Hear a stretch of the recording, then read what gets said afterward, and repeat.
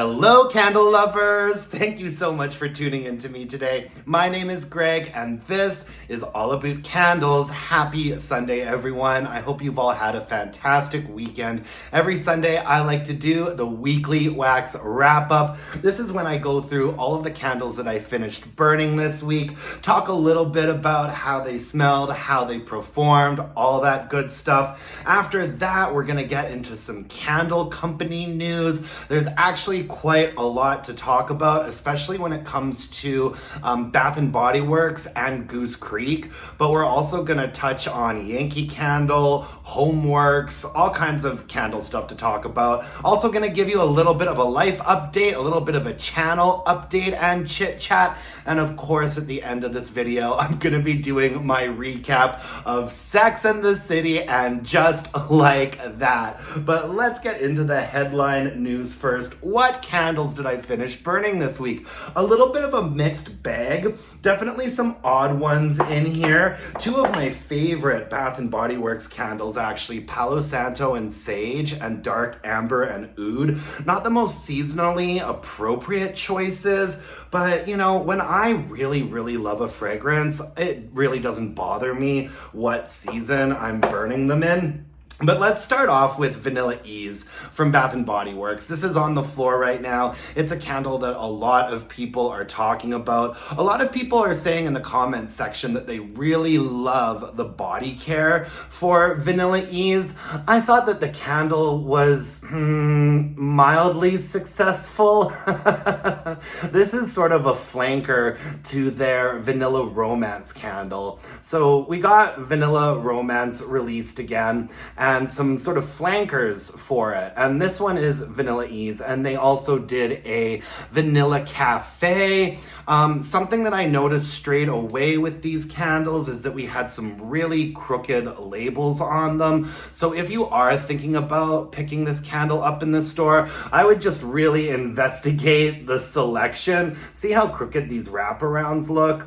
I would really investigate the selection and try to pick something out that isn't quite as wonky, if that's the sort of thing that bothers you. Believe it or not, I went through the whole stack of candles at my store, and this was the best one that I could find.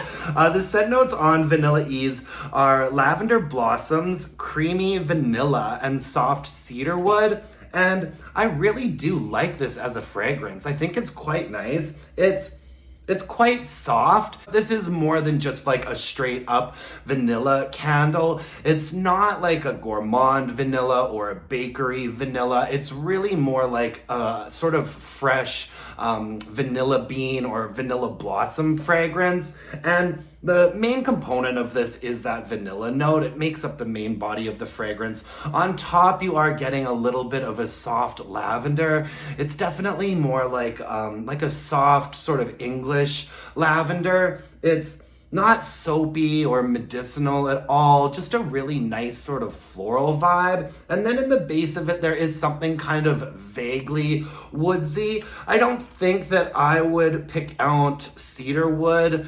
specifically just smelling this, but there is definitely sort of a vague woodsiness on the bottom. I like this fragrance. I like this a lot more than Vanilla Cloud. In fact, I kind of think that this candle is the candle that we were hoping Vanilla Cloud would be.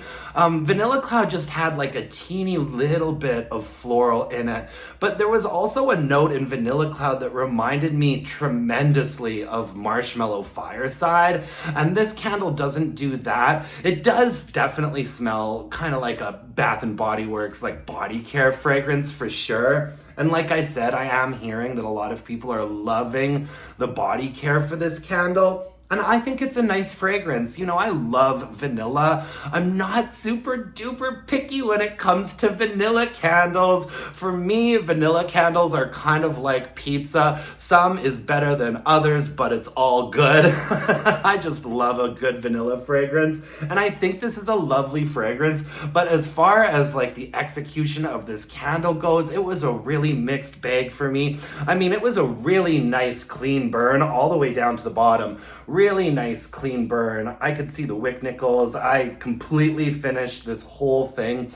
The strength and throw on this candle though was just so inconsistent. I would say that at the end of the day it probably averaged out around a 5.5 for strength and throw. I did have it in my open area for a while. I think it was getting fairly lost, although I could tell it was there. So I would give it like a 5 in a more open space. I really thought that the nuances of the fragrance were really lost in a more open area. You kind of just picked up on that like a sort of slightly floral vanilla note, but it came across as really vague. It was a much better candle in the bedroom, which is where it stayed for the majority of its life, because in the bedroom there were a couple nice deep burns on it that I would say got up to almost a 6. I think a 6 might be a little bit generous.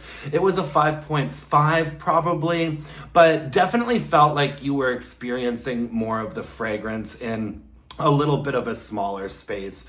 I don't know if this is going to be a repurchase for me. Honestly, it might be. If I see one on sale at some point, I probably would pick up another, but I would definitely consider just either melting or crocking the next one that I purchase. I do wonder if maybe you'd get a little bit better strength and throw out of this if you were heating it up as opposed to burning it.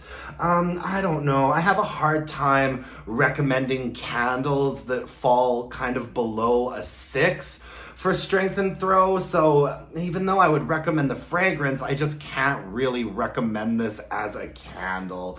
Yeah, Vanilla Ease, my friends, lovely fragrance, not a great candle. And also, Bath and Body Works. Right now I am burning that Autumn Nights candle, and I'm burning that football season candle, and they have even less strength and throw than this. Some of the weakest Bath and Body Works candles that I've burned in a really long time. Both of those, football season, Autumn Nights, I think that they're like maybe a 2 or 3 for strength and throw. Spoiler alert.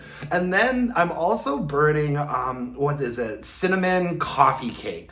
I really do not like that fragrance. Oof, that cinnamon coffee cake sugar candle. I am not enjoying that fragrance at all. There is a very peculiar spice blend in it for me. And when you're burning it, it's even more pronounced. But that candle has amazing strength and throw. I'd say that it's like an 8 for strength and throw, but I'm having a hard time getting through it because I'm just not enjoying the way that candle, the fragrance is balanced very poorly in my opinion. So I'm just not giving some great grades to Bath and Body Works right now, you guys. Stay tuned for the more in-depth reviews because they will be coming. On to better things. I did finish burning this Palo Santo and Sage from Bath and Body Works, and this came out in the Neutrals collection, I think maybe around Christmas time, like a year or 2 ago. This is an older version of the candle than the last version that we saw on the floor. Let's see, this was poured in 2023. It's actually not as old as I thought it was. The scent notes on Palo Santo and Sage are clary sage, Palo Santo, and ambered woods, and I just love this one. I mean, Palo Santo and Sage, these are a few of my favorite things. This candle just has a really lovely sort of bright herbaceousness to it. I don't recognize the Bath and Body Works Palo Santo note that much in this candle because the actual Palo Santo candle has kind of like a deep, very smoky, robust vibe to it, whereas this candle is actually quite bright and just so herbaceous. There's definitely a woodsiness in there as well. And that clary sage note just has like a beautiful, bright, slight herbiness to it that I really, really enjoy. I saw Sarita from Coffee and Candles one time describe this fragrance as being a little bit brassy, and I think that that's a perfect word to describe this fragrance, especially when you're thinking about describing a fragrance that's supposed to be like woodsy and herbaceous as brassy. I think that kind of helps get across the fact that there's something kind of bright and light about this fragrance that you wouldn't necessarily be expecting from Palo Santo and sage. However, the scent notes do say that it's a clary sage, which I believe is like a blue sage and does come across as a little bit sweeter and a little bit brighter than a more like traditional white sage fragrance does. And yeah, really woodsy, a little bit brassy. There is an amber note running through this, but it's sort of a bright, like almost like a white amber note, as opposed to being like a really deep, rich, like sticky, resinous amber. This is a really bright amber. Oh, just so good. As far as performance goes on this candle, it always does pretty well for me. I let this particular candle burn for a really long time at the end there, and that's the reason why you're seeing some of that discoloration in the wax. It was actually a really nice, like clean and clear burn, but I do have a bad tendency of sometimes just letting candles burn forever once I get down to that little bit at the end there, and that does tend to discolor the wax a little bit. I would say that this candle in a bedroom, like in a smaller, or I'd actually say that my bedroom is kind of a medium to a larger space, but it's much more enclosed than my more open area. And in there, I'd say that this gets up to probably a 7.5 for strength and throw. On like those really good, like deep burns, it gets quite strong in there, probably a 7.5. In my more open space, it's a very respectable like 6 or a 6.5. Definitely has a presence. You can tell that it's there. It's really lovely. It's really nice. I really do feel like this is one of those candles that you pick up on the nuances of it a little bit more when it is actually burning. It does make the fragrance a little bit warmer. So yeah, totally acceptable strength and throw for me on this one. This is absolutely a repurchase for me and a recommendation for you if you're into fragrances that are like that. I also finished up this dark amber and oud from Bath and Body Works. Once again, an older version of a candle from the Neutrals collection that I just stock up on. This one was poured in 2023. Okay, it's not actually as old as I thought either. I really love dark amber and oud. This was when, they were just putting out such great candles in the Neutrals line a couple years ago. Just loved so many of them. The scent notes on dark amber and oud are dark golden amber, fresh rainwater, and oud wood. Now, oh gosh, I love this one. From what I know, oud is a oil that's derived from an agarwood tree. And so it has quite a like pungent, like woodsiness to it that I really appreciate. And I love the amber note in this candle. I really like amber fragrances. And I like everything from like a bright amber, like in Palo Santo and Sage, we've got quite a bright, like white amber. This is like the opposite of the amber spectrum. This is indeed a dark amber, like a dark, resinous, deep, sticky, like sweet amber note. But it's got that really nice sort of resiny kind of glossiness to the fragrance. And it's balanced nicely with that oud note, with the woodsiness. It's overall quite a strong, quite a pungent fragrance. Sort of sits in like the middle to the lower range, even though that amber does contribute quite a bit of like a sort of like dark sweetness to it. Oh, I just love this one. I think I've only got a couple more of this left, so I hope that it comes out again pretty soon. Yeah, just a really great, rich, sort of woodsy amber candle. I love dark amber and oud. I'd say that this is about a 7 in my more open area. I mean, the fragrance of this candle really translates well in the burn. You pick up on it very nicely. It's quite room filling. It's quite unmistakable. I don't think that this is necessarily a fragrance that everybody would love. Like, this candle is probably not a candle that I would burn when I have like company over. You know what I mean? I think that some people find sort of pungent fragrances like this to be a little bit off-putting. This is the type of candle that I like burn when I'm at home by myself, like just having a day reading a book or something. Gosh, I love it. Anyways, yeah, definitely a 7 in my more open space, a really solid 7. I did have it in the bedroom for a while, and it is a little bit stronger in there. I'd say like a 7.5 or so for sure. Okay, moving on, I also finished up this chocolate dipped banana from Goose Creek. Very odd selection that I have this week, you guys. Really got through a big like mismatch of candles. Chocolate dipped banana from Goose Creek.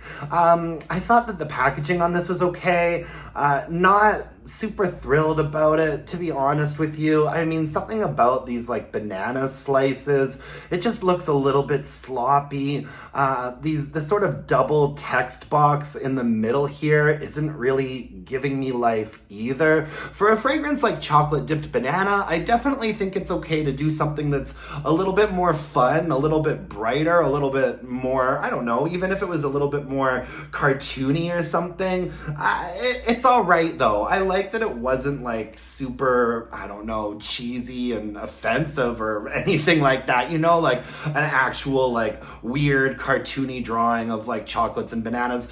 I wouldn't want that either, but I just don't think this is the greatest design job that we've seen from a Goose Creek Gourmand candle ever.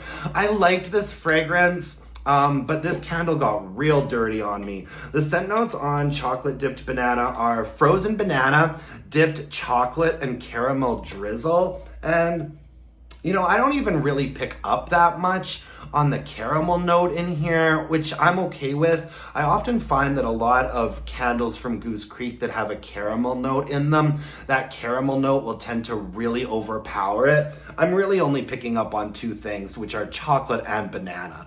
And this is one of those fragrances, if you were to smell it without knowing what it was, you would absolutely identify that this is a chocolate and banana fragrance. Goose Creek does a really good job. I don't think they ever do sort of a bait and switch on us. You know, if they're gonna release a candle called chocolate dipped banana, it's gonna smell like chocolate and bananas, so you're definitely getting that. The banana note is on top, and it's actually a pretty nice, reasonable, like smooth banana note. It's not the fakest banana note that I've ever smelled before, and the chocolate note is actually really nice too. It's like a smooth, creamy chocolate note. If I'm gonna be nitpicky about the fragrance, it says frozen banana on here, and nothing about this fragrance really comes across as frozen.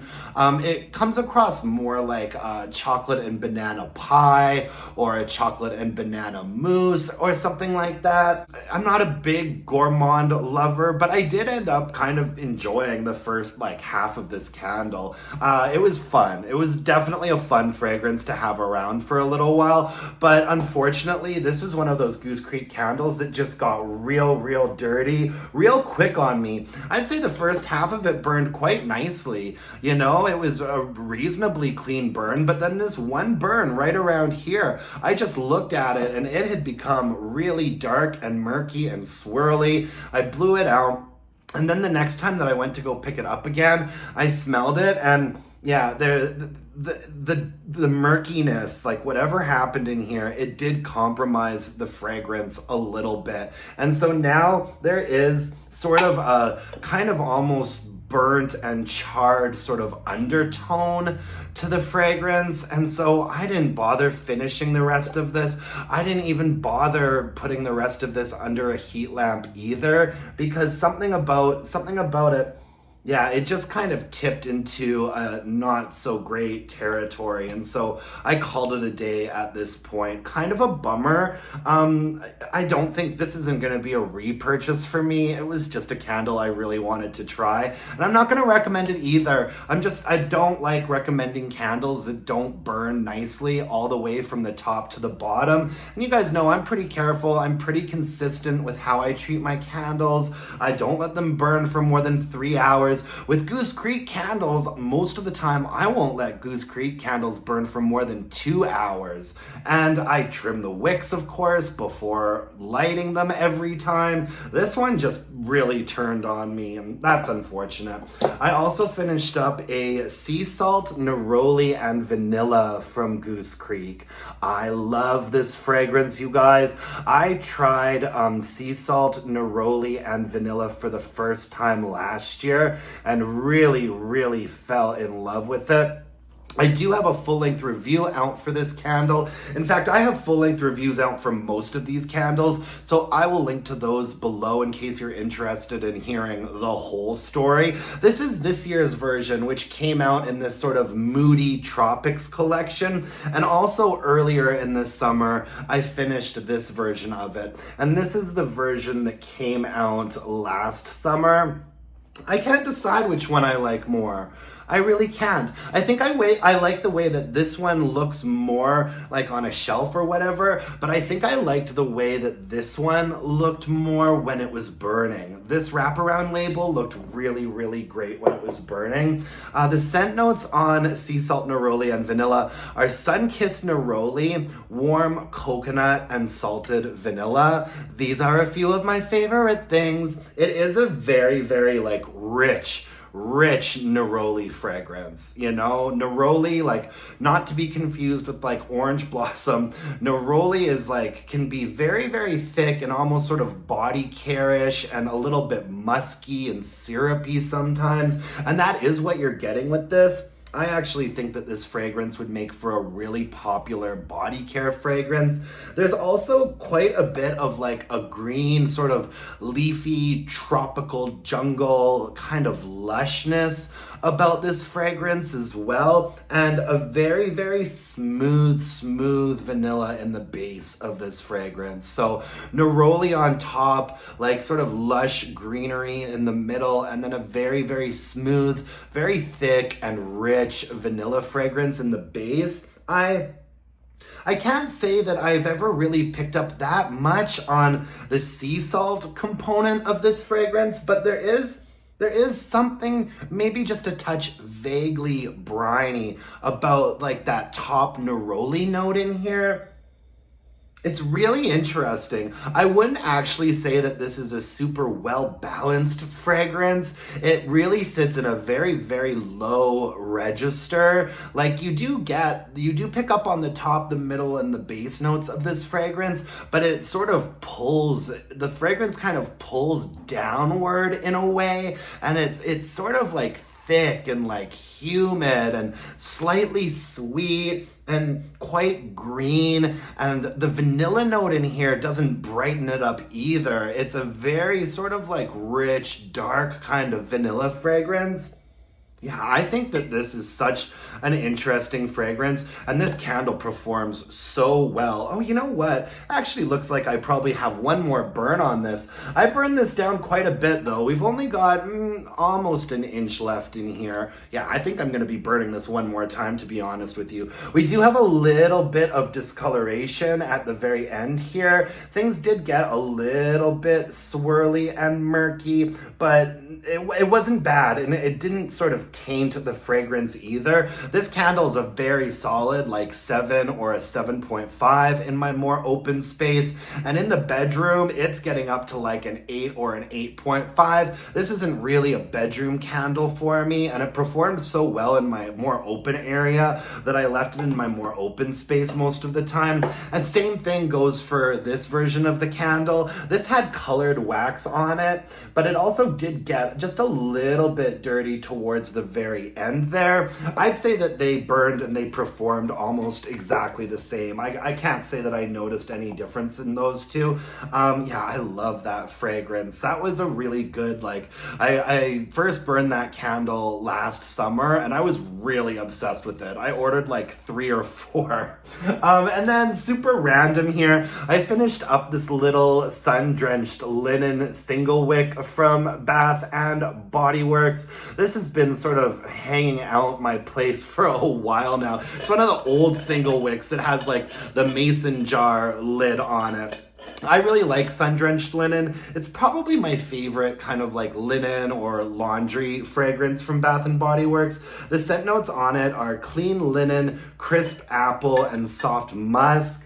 One of the things I've always really appreciated about this fragrance is just that it really does a great job of capturing that sort of like outdoorsy clothesline, like sun shining down on your freshly laundered t-shirts. It really does do a good job of capturing that vibe without being overly soapy. There is definitely a somewhat soapy like laundry component to this, but it's also quite musky, and there's an apple note in here. To me, it's always come across as a bit more of like a vague, almost like watery stone fruit note, but it does give it a little bit of a sweetness. Yeah, I really, really like Sundrenched Linen. I always burn single wicks in the really small bathroom, and I only ever burn single wicks in there when I have company over. So this candle's been hanging out at my place for like a month or so. And I actually always use a hurricane as well with single wicks from Bath and Body Works. And I wanted to show you guys, because I just took it out of this hurricane today so I could talk about it. And I kind of like made this hurricane that I put single wicks in my bathroom, and I thought I'd show it to you. I just used like this large like tempered glass vase. So this isn't really like a vessel that's meant to be used as a candle hurricane, but as long as it is made out of tempered glass, which isn't gonna break when it experiences heat changes, as long as it's made out of tempered glass, it's fine to use for a hurricane. And then I took one of the Bath and Body Works like single wick candle holders and I put it inside of that there. And so this is what I always use in my really like the small bathroom to burn single wicks in when I have company over, and it just fits in there perfectly like that. And the marble really matches the countertops well, like this sort of marbled pattern on the holder. It matches my countertops really nicely, and I've been using this little makeshift hurricane single wick candle holder in my bathroom for quite a while now. So I wanted to show it to you guys because I wanted to talk about the strength and throw of this single wick. And the only way I experience the strength and throw of a single wick is when I keep it in that hurricane in a fairly small space. I've always appreciated the way that single wicks burn from Bath and Body Works. It's always a really good, decent, nice, clean burn down to the bottom there. You do want to make sure you're going to be burning it for at least 2 hours so that it pools out properly. But once again, keeping a single wick in a hurricane does help it to pool out quicker than it would if you were just sort of burning it on its own. And it also does help amplify the fragrance a little bit. So in the teeny bathroom in a hurricane, I'd say that this gets up to like a 5.5, maybe even a 6. Now keep in mind those very specific conditions. If I was to just burn this on its own in my big open area, I suspect it would be around like a 3 or a 4 for strength and throw. That's how I burn single wicks from BBW most of the time. I either burn them like that or I just melt them either in a candle crock or under a candle lamp in my kitchen. That's what I've always done with single wicks. Anyways, that's all of the candles that I finished burning this week, you guys. Not a lot. I haven't been in town very much, to be honest with you. We do have some candle news to talk about. I actually made some some notes so that, you know, we could talk about some of this new stuff going on, particularly at Bath and Body Works right now. I got most of this information off of Tess's blog, Life Inside the Page. I'm sure that if you're a big Bath and Body Works fan, you've heard of Tess's blog before. It's Blogspot, Life Inside the Page. If you just Google it,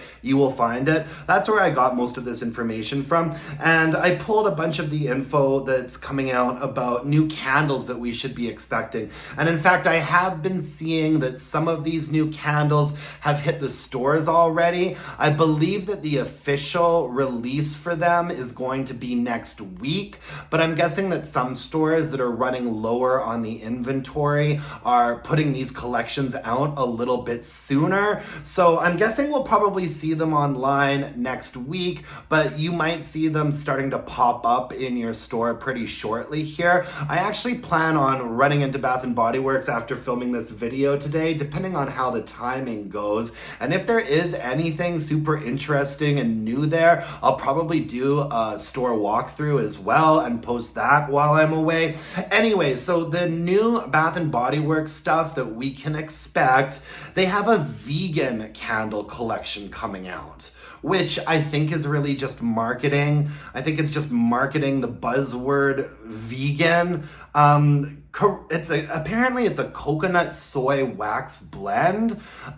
Correct me if I'm wrong, but I always thought that most candles were vegan, except obviously for like beeswax candles, right? Like paraffin, that's vegan, right? Soy is vegan. Like, I always thought that all candles were vegan. I've never heard of a beef tallow candle before.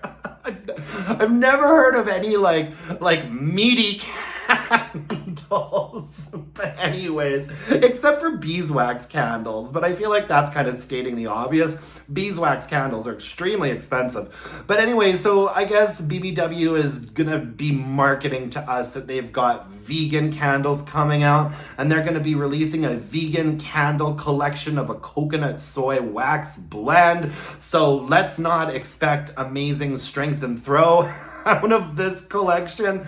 It looks like there's gonna be 5 fragrances, nothing super exciting. Cinnamon spiced vanilla, eucalyptus rain, mahogany coconut, Palo Santo and sage, which I enjoy, and rosewater and ivy, which I enjoy. So actually, I kind of like all 5 of those candles, but I don't think I'm gonna be super interested in purchasing them all in this new wax formulation, because my guess is, I don't know, it's so hard to say, because candle companies can say that it's a blend of whatever wax it is, and even if they just use a teeny tiny little bit of it, they can say it's a soy candle. So even if they use like a large amount of paraffin and then a little bit of soy and then a little bit of coconut wax, they can still say that it's a coconut soy blend. You know what I mean? And so if there is a lot of coconut and soy in these candles,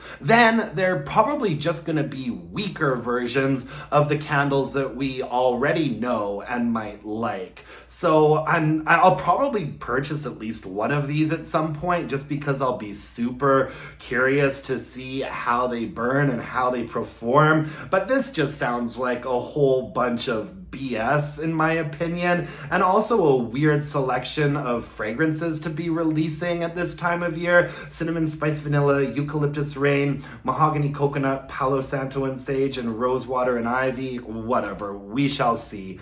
They also have a collection coming out that's called Classic Fall Treats. Pumpkin cupcake. I know a lot of people have been wondering if we are going to see pumpkin cupcake. Looks like that's coming out. Autumn chai, which is pretty decent actually. Strawberry strudel. I think strawberry strudel might be new. I don't remember a strawberry strudel candle.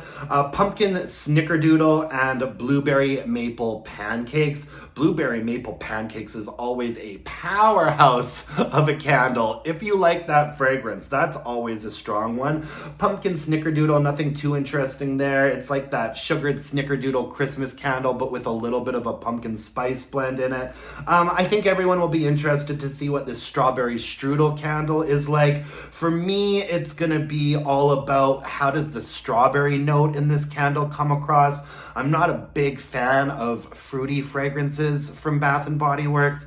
I really don't think that fruity fragrances are one of Bath & Body Works' strengths. They always come across as really quite artificial to me, but I'll be interested to smell it. I'm assuming it's gonna smell like a gourmand strawberry fragrance. It's gonna depend on how nice they're able to do that strawberry note for me. So yeah, we've got that classic fall treats collection coming out. And then there's a town and country icon collection. I'm guessing these candles are all gonna be designed to look like you're like on a farm or something. And the fragrances will be afternoon apple picking, marshmallow fireside, honey wildflower, autumn, pumpkin apple, and sweet cinnamon pumpkin. Nothing super groundbreaking there. I always like marshmallow fireside, but I'm not a big fan of apple fragrances, not a big fan of cinnamon pumpkin fragrances. I'm honestly not the biggest fall fragrance person in the world, but I try to get into it. I don't really think I'll be picking up any of those. Pumpkin apple is a weird candle because pumpkin apple has been coming out forever. Comes out every year in multiple collections, and that candle has never performed well. Never performed well for me. Like the first half of it does okay, but then the last half is always like dud ounce city, and it just keeps coming back for more. Then there's another collection called Town and Country. And this gets a little bit more interesting. Town and Country is gonna have apple crisp in it. And I know that a lot of people are gonna be excited for that. Also, white pumpkin, which is kind of like a pumpkin chai fragrance. Pumpkin pecan waffles, everybody knows, very, very strong. Mahogany vanilla, I love mahogany vanilla. So I'll be probably picking that one up. Cinnamon pine cone, sounds like a new fragrance to me. I just saw that, I think Bonnie from Queen of the Girl Geeks, I just saw on my feed. I haven't watched her video yet, but it looks like she managed to pick up a cinnamon pine cone already and has a video out there that she's talking about it in. Whipped honey and vanilla, autumn drive, sunrise woods. I mean, I might be interested to try the cinnamon pine cone. I'll probably get a backup of mahogany vanilla, but once again, not a lot there for me. And then there's another collection that we can expect to see, and that's called the Town and Country Transportive Collection. And that's gonna have Honeycrisp Hayride, Farmhouse Pumpkin and Spice, Leaves, Mountain Teakwood, and Harvest Gathering. Meh. I always like Leaves. I already bought a Leaves this year in like the White Barn Fall line. Mountain Teakwood is okay. Yeah, so that's what we can expect as far as new candles from Bath & Body Works goes. I can't say that there's anything in there that I'm dying to get. Honestly, the next time I go into the store, I'm gonna wanna get the new Blush Amber and Peony because I love that fragrance. I'll probably get the Cozy Cashmere. You know that collection that's out already that has sort of the black and white illustrations on it? Welcome Home, I might give a try. I haven't burned that candle for years. But then, as far as all of this other news goes, might try one of the vegan candles. Might get myself a pumpkin cupcake. That's one that I do enjoy once in a while in the fall time. We'll smell strawberry strudel on cold to see what that's like. I'll definitely get a mahogany vanilla, and I'll be interested to put my nose into that cinnamon pine cone candle. I know a lot of people are going to be really excited about quite a few of these fragrances. They're just not a lot of my fragrances in here, you guys. I would love to get some like jammy, deep, like fruit-forward fragrances from Bath & Body Works at this time of year. But it just doesn't seem like that's something that they're interested in giving us. All right, moving on now. We've got some Goose Creek stuff to talk about. I just posted my Goose Creek Halloween candle haul yesterday. Thank you for watching and commenting. If you haven't checked it out yet, I'll link to it below. I'm always pretty happy with the way that Goose Creek does Halloween. They repackaged a lot of those Beetlejuice candles, which I'm honestly not mad about because I really liked a lot of those fragrances. And in my video yesterday, I was wondering, like, when are they gonna drop a Halloween collab? Little did I know that the Halloween collab had already been dropped. I just hadn't checked the website for a couple of days, so I didn't know about it. So the big Goose Creek Halloween collab is a Scooby-Doo collection. I know a lot of people are very excited about that.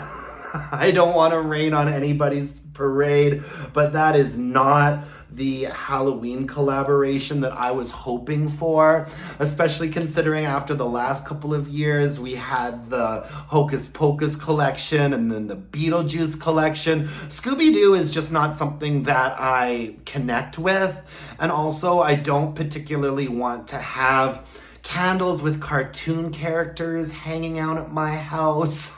You know, and unfortunately, you know, they say don't judge a book by its cover. I'm sure a lot of those Scooby-Doo candles are gonna have great fragrances, but candles are not books, and I do judge them a little bit by the cover because I just am not interested in having candles hanging out at my house that have cartoon pictures of like dogs and stuff on them. And also Scooby-Doo is just not a show that I ever really connected with. I'm not sure why. I was born in the 80s. Like, I feel like I grew up around the time that cartoon was a thing. It's just not something that I ever watched. I did go through some of the scent notes for the candles, and they all seems like there's some pretty good fragrances in there. Even some kind of odd, like spookier fragrances. Like, it sounds like there's some interesting stuff in there, but honestly, guys, I'm just not buying Scooby-Doo candles, you know? I also thought that there were some interesting sounding fragrances in their SpongeBob SquarePants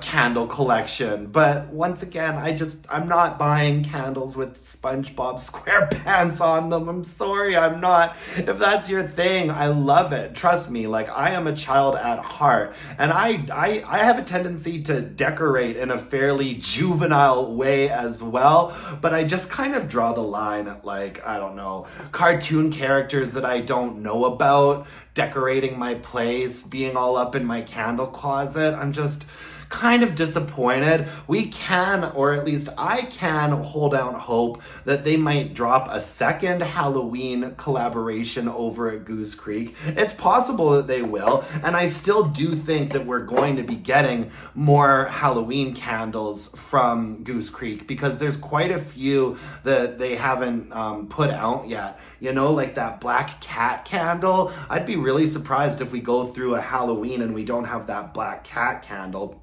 Anyways, in addition to the Scooby-Doo candles that I'm not that interested in, they also just released a whole new collection of fall candles that I'm not that interested in. They all look pretty country.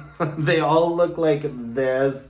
And they are all gourmand fragrances that I'm just not super into. We've got a caramel pecan pie. We've got a peach pecan waffles, farmhouse breakfast, blueberry pancakes, toasted marshmallow and hot chocolate, honey pear crumble, classic apple pie, and apple cider. No thanks. So it doesn't look like I'm gonna be placing a Goose Creek order anytime soon, if I'm honest with you folks, but that's okay. I've got a lot of candles in my stash to get through, and I am gonna be super interested to hear what people do think of the Scooby-Doo collection. Just not a lot of stuff that's, you know, up my alley happening right now, honestly, at most of the candle companies. I really need Someone to save the day for me, quick. I hear that Virgil from South of Sanity is going to be releasing some Halloween candles at some point this month. And if he ships to Canada, I think I'm going to place my very first order with him this fall, because he looks like he's got some really fun, good Halloween fragrances going on. Over at Kringle, we've got their new Halloween collection coming out on August 15th. It's called the Boo Crew, and each of the candles have these little AI generated photographs of animals on them that we're supposed to be super excited about. A lot of the fragrances really don't sound like things I'm particularly interested in either, and they have all these videos up on their Instagram site and whatnot of like these candles kind of coming to life, and like the bear like jumping out of the candle and being all cartoony, and it just looks really not great. So yeah, I know a lot of people are excited about Kringle. I know a lot of people get really excited about Halloween at Kringle. I don't want to yuck anybody's yum, but that is just not a brand that I miss purchasing from.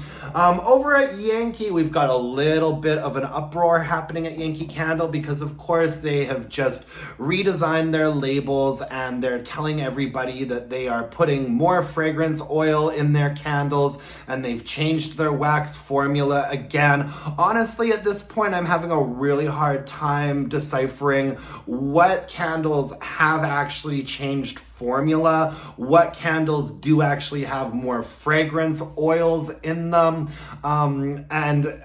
However, what I'm hearing is that, you know, people have now burned these new candles with the new labels and are like, yeah, a lot of them are still pretty much completely unscented.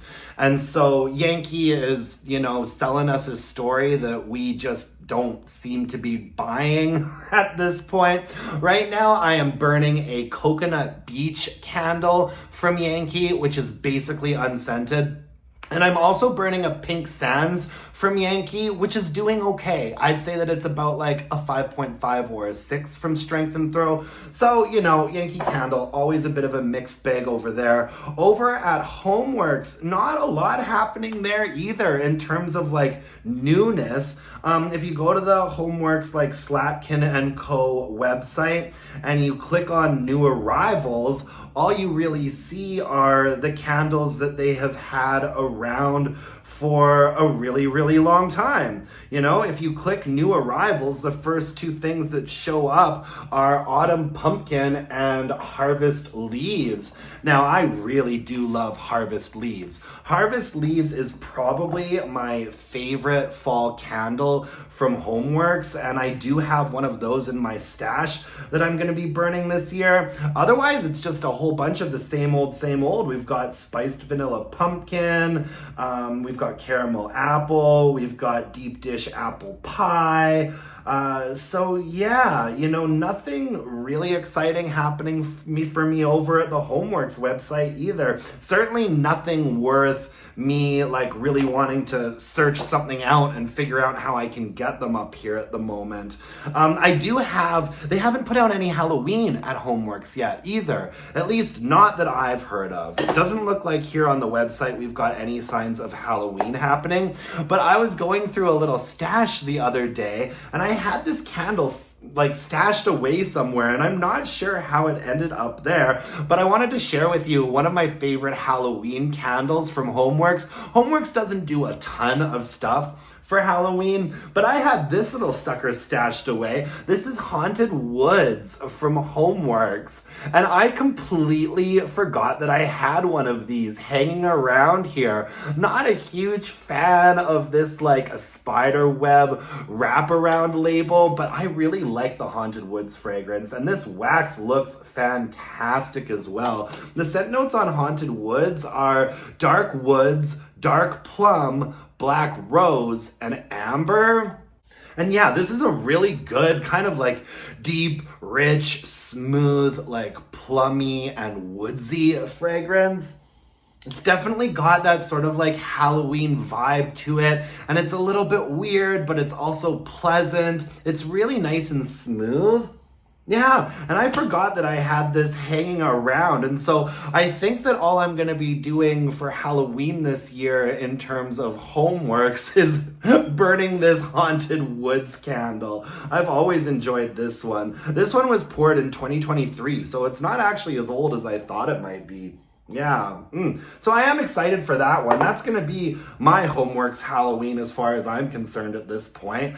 And I think that that's all I've got for you guys in terms of Homeworx news. How is everybody's Sunday going? Let me know what you're up to tonight. I just had a pretty typical Sunday, you know, hit the gym, hit the barber shop, ran a bunch of errands, meeting up with the boyfriend later, might go into a Bath and Body Works. I was out of town in Edmonton for most of the week, and I do want to say I apologize for being so MIA lately. You know, I used to release a lot of candle reviews and stuff in the middle of the week, but I just don't have the capacity to be doing that right now. You know, even, you know, I've been recording some reviews from my hotel room. I completely forgot to pack any candles on this recent Edmonton trip, so I just didn't get around to it. Got home Thursday afternoon and recorded a candle review of Vanilla Ease. On Tuesday, I'm headed off to Victoria and then Vancouver for some work and some sort of fun friend stuff. I'm going to a conference in Victoria.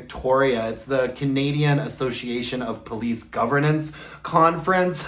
Shout out, any Canadian police officers follow my channel, come up and say hi to me. I doubt that. So yeah, I got a work conference in Victoria, but then I'm kind of extending the trip over the weekend because I do have quite a few friends in Victoria and Vancouver. So when the conference is over, I'm going to be able to hang out with them a little bit and probably take the ferry. So that I'm really looking forward to that actually. But once again, this isn't going to be one of those trips where I think I'm going to have a lot of time to myself in the hotel rooms at night to record videos and whatnot. I've got quite a bit of stuff planned. So what I'm going to try to do is tomorrow, I'm going to try to pre-record some videos that I can release when I'm away, because I'm not even coming back until it's like Wednesday next week. So I think I'm even going to try to pre-record something to put up for the weekly wax wrap-up, even if it is just a recap of the latest Sex and the City episodes and like 2 candles that I've finished off over the next day. I'm gonna try to pre-record some stuff to put up to keep the channel going while I'm away. Just wanted to be transparent with you guys. You know, come like middle of September, things are gonna get back to normal, and hopefully I'll be able to go back to posting on a more regular basis. We do have to get into Sex and the City, and just like that, oh my goodness, you guys, so this latest episode was really, really bad. I feel like I say that all the time now. But yeah, this one was a really bad one too. I'm almost giving up, but at this point, I really feel like I need to see it through and keep doing this recap until the show is done, and then it's gone away forever. And we never have to think about it again. Let's start things off with Carrie. Last time I watched it, I take some pictures of the TV screen and then I go through them so that I can remember what to recap, because I'm having such a hard time paying attention to this show, since it's just, parts of it are just so boring that I completely zone out. Carrie and Aiden had their big breakup last week for a whole host of reasons. Mostly both of them are a-holes, and so it's just not meant to be. And surprise, surprise, Carrie has grown extremely fond of her grumpy, pipe-smoking author who lives in the basement of her house and is also a writer, and so they've been helping each other, giving each other notes about the terrible books that they're writing. And so we open up the episode with Carrie sitting at her computer at her windowsill. You know, she's just come up with a really, really fabulous end to her chapter and shows it to this guy Duncan, and Duncan loves it and invites her to a party, and Carrie's just going back and forth about this. We all knew this was gonna happen. Aiden knew this was going to happen. Miranda knew this was going to happen. I certainly knew that this was going to happen. So now that Carrie and Aiden are officially broken up for good and I don't think ever getting back together, now she's free to hook up with this grumpy author that lives in her basement that's been a thorn in her side for most of the season. But you know how it is. Now they've been working on their books together and really bonding over that relationship and getting closer and closer and closer. And Aiden was right to suspect that Carrie was kind of emotionally cheating on him with this guy. You know what I mean? So anyways, grumpy old pipe-smoking Duncan invites Carrie to some event, and Carrie shows up at the event just dressed to the nines, and Duncan is just, really taken by her beauty, and, they ditch the party early and go get something to eat and walk home together, and they tell each other that they think that they're wonderful, and then Duncan is like, would you like to come downstairs?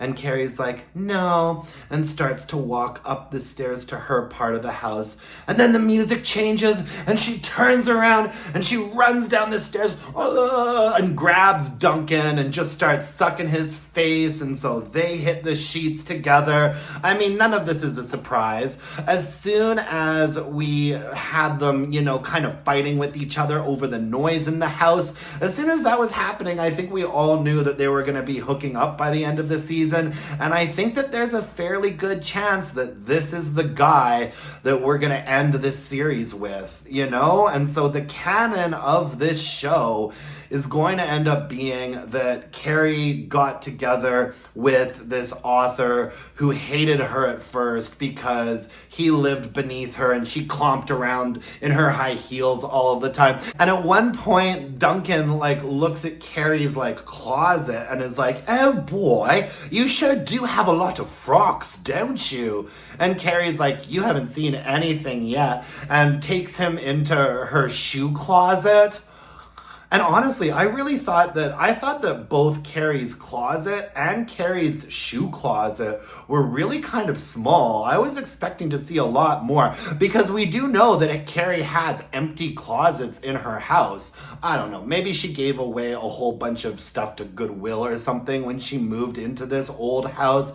Anyway, so Duncan's looking at all of his shoes and is just like, oh, you really are a princess, aren't you? And picks up one of her sparkly shoes and starts talking into it like it's a phone, and Carrie's just like my god, it's so stupid, you guys, so stupid. Anyways, at this point I think that we can fully expect that Carrie is going to end up with this Duncan guy. And then there's Miranda. And I was kind of happy to see that Miranda's ex-husband, Steve, is back. I think a lot of us always had a soft spot for the character Steve, especially in the original series. And so Steve and Miranda's son, Brady, is over, and they're all having a dinner together. And Brady's basically like, I've got some good news and I've got some bad news. The good news is that I'm going back to school to become a chef. The bad news is that I hooked up with this random girl whose last name I don't even know, and I got her pregnant. Well, good Lord, talk about an overreaction. I mean, once again, Miranda, she's so happy to find out he's going to chef school, and then she just gets real quiet when she finds out that Brady's she's gonna be a grandmother now, basically. And then Steve is kind of underwhelmed by the whole school thing, but freaks the F out over this pregnancy. Just tells Brady, you've ruined your life, blah, blah, blah, blah, blah, blah, blah, what a nightmare, you've got no future now, and it's so strange. And so Miranda's asking Brady all these questions, who is this girl? What's her name? Her name's Mia. What's her last name? He doesn't know his last name, so there's some judgment over that. Steve's like, you can't shell out a couple dollars for a condo. amalgam. But Brady kind of discloses that she works at like this girl he's knocked up works at like a hair salon or something and is quite far along in the pregnancy. And so Miranda, of course, in her gosh darn infinite wisdom that she has, decides that she's gonna go stalking this poor girl to try and figure out, is this really gonna be Brady's son? Like, who is this girl? Figures out the hair salon that she works at, goes in there to get a haircut. Turns out that the shampoo girl that works there is this girl that Brady has knocked up. And so I guess Miranda's like, actually, I just want a shampoo by that girl. And this Mia woman, well, she is just a total delight. She's pregnant and she's getting gassy. And so it's just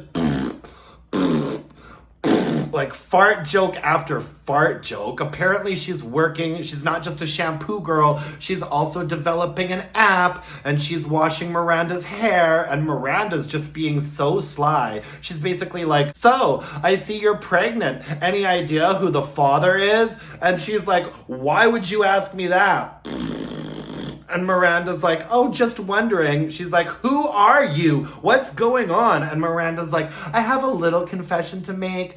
I'm Brady's mother, so I kind of just wanted to meet you and maybe be part of this child's life. Well, the farting shampoo girl named Mia just freaks out, kicks her out of the salon. Like, so stupid. So freaking stupid, you guys. I really, really can't. Okay, and then we've got Seema. Seema is our favorite, new, terrible, least favorite character, and her two main character traits are that she chain smokes and she hates men, except she's managed to find a man that she doesn't hate. And of course, it's going to be a man that she has literally nothing in common with at all. Like, at all. So she goes over, his name's Adam Karma, by the way. And they've had this whole weird, like, deodorant BO tension between them for a while now. I'm actually glad that they didn't talk about that in this episode, because I was just so over that. Anyway, so Seema goes over to Adam's apartment for the first time and is just like, oh, she's like, how do you manage to afford this, like, beautiful loft with all the windows or whatever? And Adam, like, explains, like, I don't know if it was, like, rent controlled or passed down from his mother or something, but he's like, my rent here is only $900. Like, what? Do you think anyone's buying that? I don't care how rent controlled your apartment is. I don't care. Like, your rent is $900 a month. You're in like the middle of Manhattan in this big loft with huge windows. Yeah, sure, buddy. Seema's just like, that's criminal, you know? And then Adam's like, I want you to meet my mom. This is weird. Adam's like, I want you to meet my mom. Seema's like, I thought your mom died. And Adam is like, yeah, my mom did die. She had breast cancer. Turns out there's no essential oil out there that cures breast cancer because Adam's all into like using rock crystals under his armpit and like homeopathic, you know, all that kind of stuff. Like, that's Adam's main character trait, which makes sense since he's with this woman now who's twice his age, whose main character trait is that she loves to chain smoke. Anyway, so Adam's like, I'm gonna introduce you to my dead mother, and Seema's like, what the heck is going on? Adam shows her this big plant. Adam's like, I don't know. Adam's like, this was my mother's plant or whatever, and we didn't think that it was gonna live, and then it did live, and it resembles my mother because no matter what happens, it just survives and it thrives. And so basically, my mother is this plant. And like, don't know. Anyways, fast forward to later that night. They're doing the dirty, and then afterwards, Seema needs a cigarette. And so instead of smoking in Adam Karma's bedroom, she goes down to the window in the kitchen near where the plant, aka Adam's mother reincarnated is. And she opens up the window, lights up her cigarette, she's blowing the smoke out the window, but then she like trips and falls, grabs onto the plant, boom, smash, the plant falls out the window. He was like, saw this coming, by the way, saw this coming from a mile away. Seema's like, I've got some bad news. I killed your mother. Whatever. Flash forward to the next day. Adam comes to visit Seema in Seema's office, and Seema's like, I thought that you would never want to speak to me again. And Adam's like, let me show you something. Shows Seema this plant. And he's like, I repotted my mother. She's fine now. You know, she's good. She's chill. She's all right. Seema's like, oh, thank God. Like, what in the gay hell is this TV show? This storyline about this plant standing in for his dead mother that Seema breaks and it's getting repotted. I mean, you just can't make this stuff up, you guys. What a doozy of a storyline this was. Good Lord. Then we've got Charlotte, whatever, who cares. She's trying to do this guided meditation Zoom call, but keeps getting interrupted because the kids are at her house and it's noisy over here. Finally, she's like, Carrie, can I borrow your house to do this Zoom call? Charlotte just can't find anywhere to get on this Zoom call where she's not going to be interrupted. So she does it at Carrie's house. Finally, she gets on this Zoom call and does her guided meditation, and it looks like it was really helpful. Whatever, who cares? Then we have LGBT and her husband. Her husband, like, lost. He was running for, like, city councilor, and he lost, and so that's bad news. I mean, this character and her storylines have just made no sense, and they've been so boring. I literally can't bring myself to pay attention to them. Like, whenever she comes on the screen, I start like looking at the wall like that my TV's on, and I start thinking to myself, maybe it's time for a fresh coat of paint or something in here. Like, I just actually can't bring myself to like pay attention or watch LGBT most of the time. Then we've got Anthony and his boyfriend, who we also couldn't care less about. They need to leave Anthony's place in the middle of the night because there's a gas leak or something. And so they're staying at his boyfriend's place, which is a dump, and he has a weird roommate. So Anthony asks him to move in with him, and he says yes. So it looks like Anthony and his boyfriend are going to get a happy ending by the time we wrap up this entire painful charade in a week or two. And that is what happened on this episode of Sex and the City, and just like that. Good Lord, you guys. I mean, truly one of the worst shows of all time. I do think I might miss it a little bit when it's gone, but not for the right reasons. I think that we need to say, like, this really needs to be the end of this franchise forever and for always. You know, I mean, Sex and the City, the first 3 seasons of the show were so good. So good. And then a lot of people didn't like the way that the last half of the series went, seasons 4, 5, and 6. I thought they were fine. I liked the way the entire series went, to be honest with you.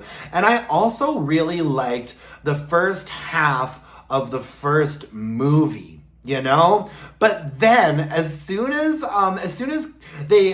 Carrie like bashes Big with the flowers in the street when he doesn't show up for the wedding, and then the girls take her to Mexico so she can heal. And then as soon as they get back in the city and Jennifer Hudson shows up, Sex and the City was just never again good after that.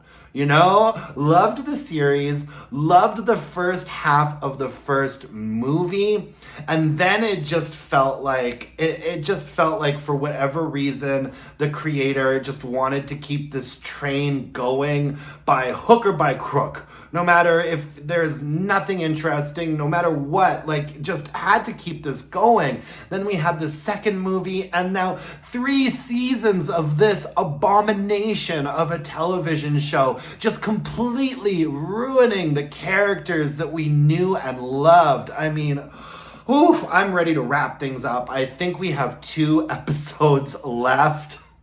And I'm gonna be pretty happy to say that this is over. That's all I have for you folks today. Thank you so much for bearing with me and sticking around. I'm gonna try to pre-record some videos to get up on the channel this week, so stick around for that. I'd love to do a Bath & Body Works store walkthrough pretty soon. Yeah, stick around, guys. I'm gonna do the best that I can, I promise you. If you could give me a like, comment, subscribe to this channel, that would really make my day. You can follow me on Instagram at allaboutcandles and email your burning questions to allaboutcandles@gmail.com. And until next time, my dear, gorgeous, and beautiful candle-loving friends, let's burn some candles and bitch about it. Thanks so much, guys. Bye now. Talk to you soon.